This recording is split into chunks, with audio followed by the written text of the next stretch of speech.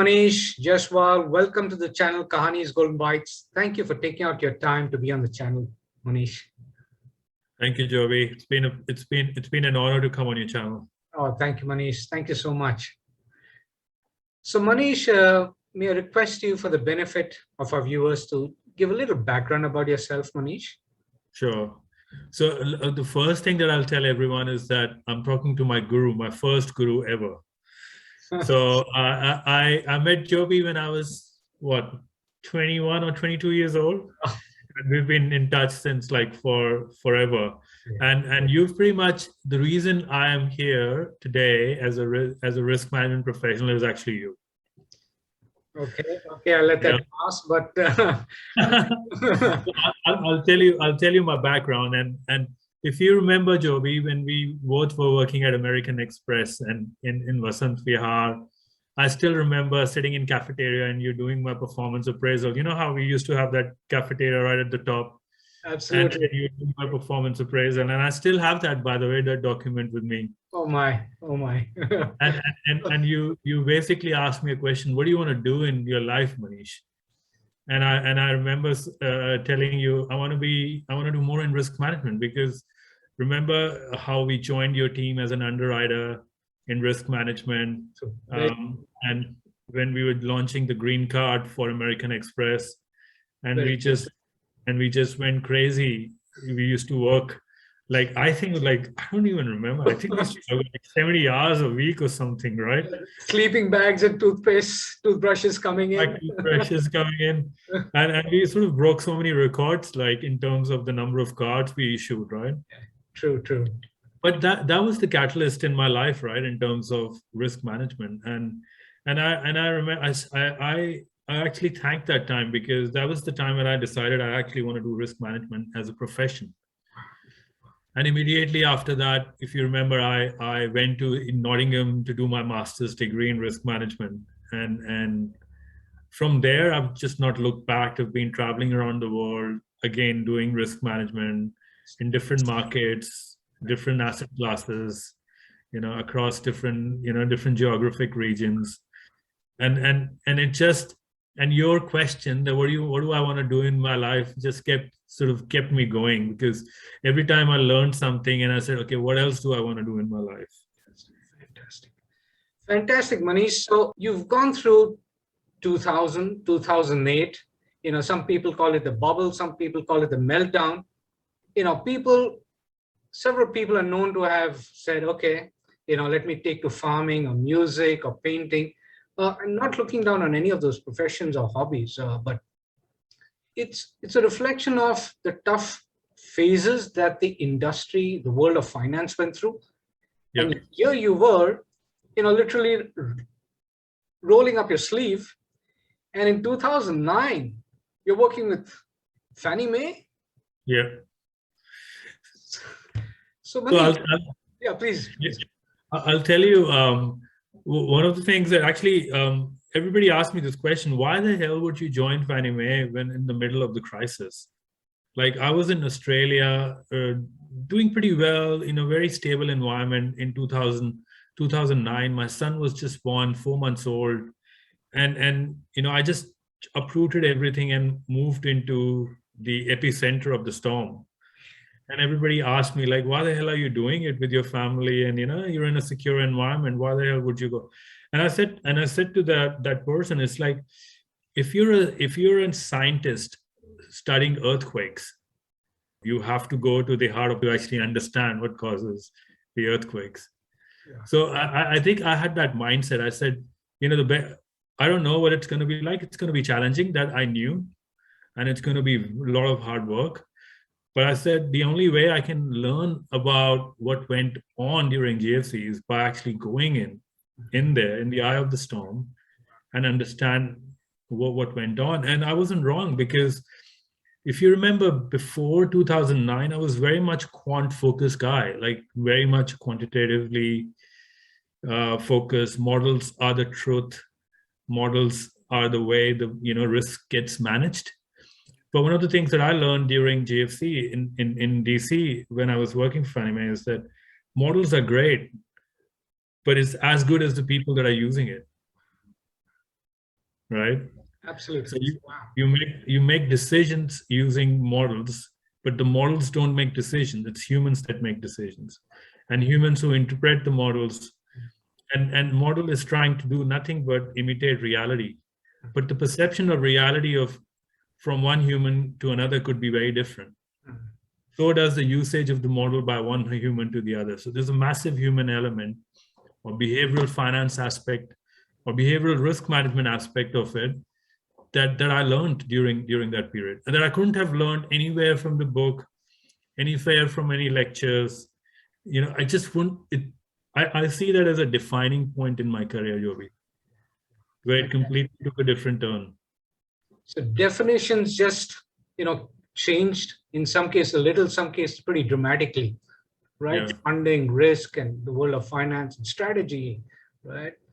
Correct, exactly. And the amazing thing that since I left India and in 1999 is when I finished my degree. 98 I was working with you. 99 I finished my degree, and then 2000 onwards the world has been in a turmoil, if you really think about it, right? True. I remember applying for Enron in year 2000 for my internship. And I got a rejection letter, and I was crying because back then Enron was big in risk management, Jovi, like massive in risk management. Changed.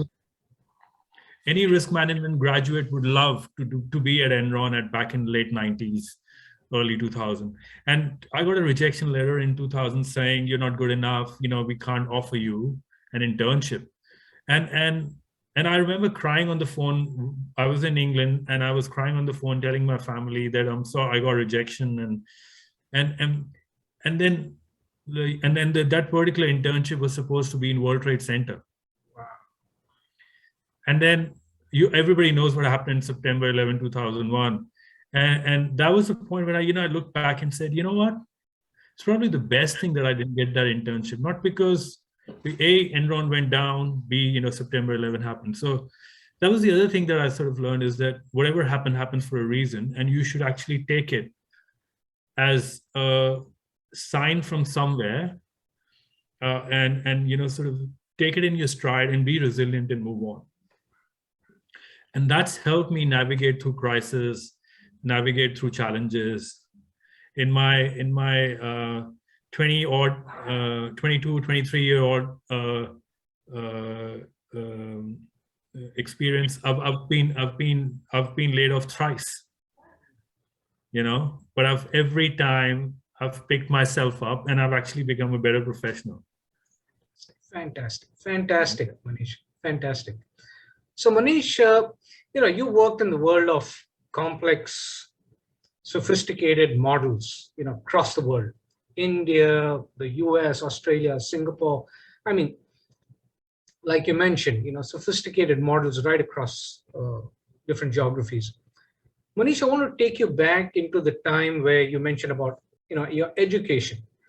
So Manish, you were, after your graduation, you were working, and after work, you decided to go for your master's.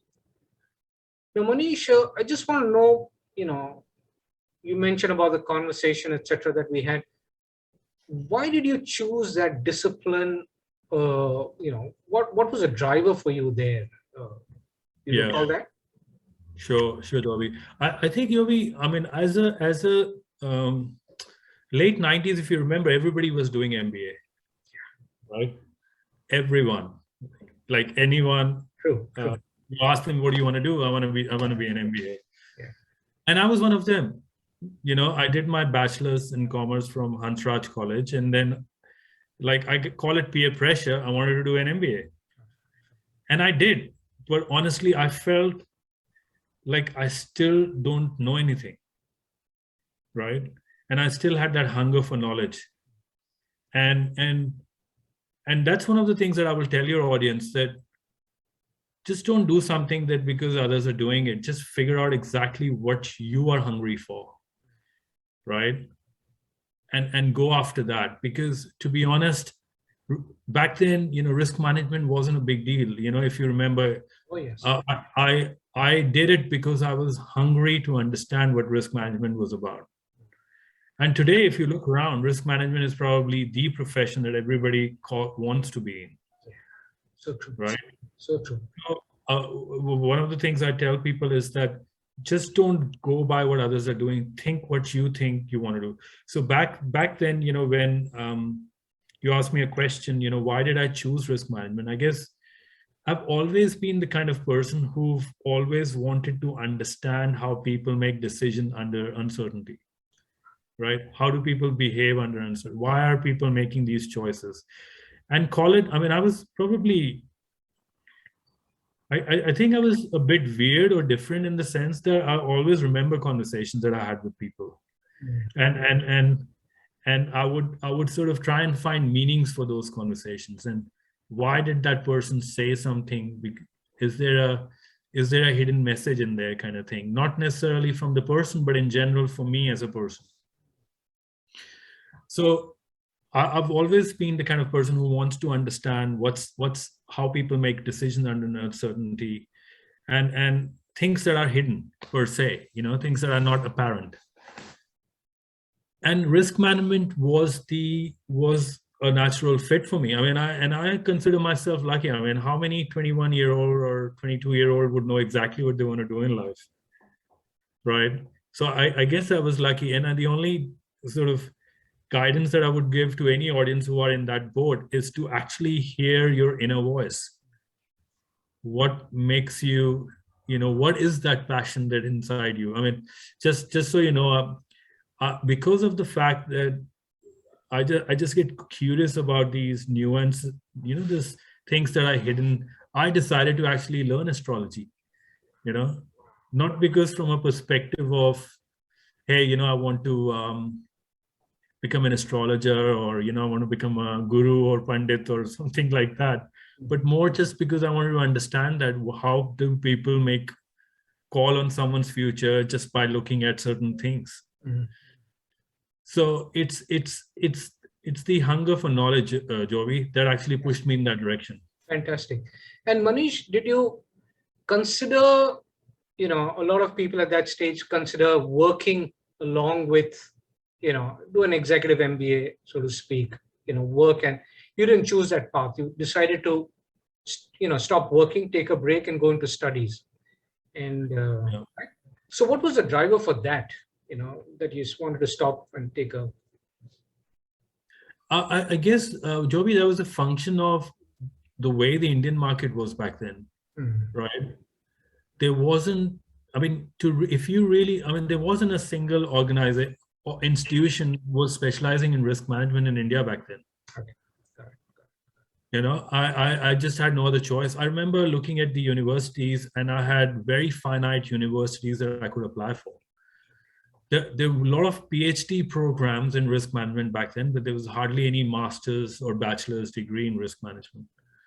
And I don't think I was ready for PhD academia back then, because I was just 22 years old, like 22, 23.